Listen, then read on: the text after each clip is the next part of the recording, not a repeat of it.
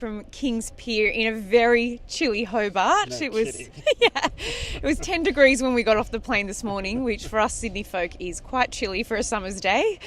It's been 24 hours, I think, at this time, just about 24 hours since race start, and it's been a tough first day for our fleet. They had a sort of strong southerly and high seas of up to 3 metres throughout the first day. So we have had 9 retirements, which isn't unusual for no, this it's time. not. I mean, a good southerly, and first day you can see sort of 20-odd boats out, so that's not too bad. It probably suggests that actually the seas weren't quite as bad as they were, but I think there's some nastier stuff ahead, unfortunately. But anyway. Yeah, look forward to hearing those stories. So we do still have 120 racing, which is great to see. So, Cros, do you want to talk about what were your highlights from yesterday? My highlights? Well, I have to say Dale and I are extremely privileged because we shoot this from a chopper.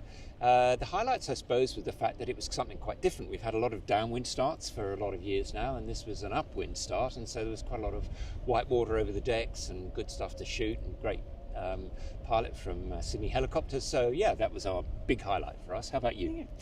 You were on the water. You and Jakey were on the water. We trying to sort of keep your footing in very choppy water. Yes, it was a bit choppy out there and on a rib, trying to hold on for dear life with the camera in the other hand. But yeah, it was a lot of fun. I think my highlight's always being up there chasing the Super Maxis, and it's great to see Law Connect. What a strong start. Yeah, fantastic. And to see how quick Lucky was. I mean, a lot of people had told me Lucky's a really fast yacht, and blimey, she certainly is. She did. She came from slightly down to leeward. She had really good speed, and she was third round the mark. Yeah. And like you, I thought it was pretty amazing. Law Connect got such a ripper start that they actually held out Comanche, who should really have had that first turn, and of course Law Connect got yet another first to the head, so Rachel Beck will be very happy with that. And all those people that lost their bets on Comanche will be devastated. Go there. Yeah, and it was great to see Palm Beach on the water as well, of course. Yeah, absolutely, great stuff.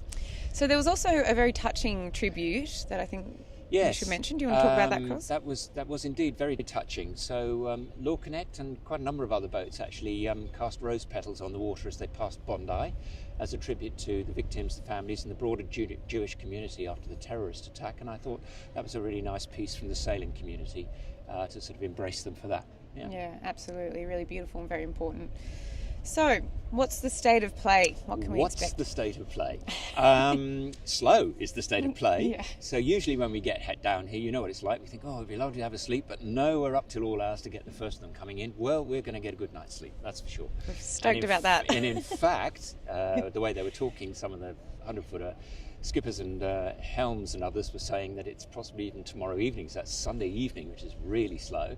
So the southerly is big. They're already into Bass Strait now, so Comanche's leading, about a 4-mile lead on Law Connect, and then Lucky behind, and then Palm Beach behind them, doing about 14 knots, so good sort of upwind stuff. But I believe the seas, I think we heard from Law Connect, the seas are going to be really nasty in Bass Strait.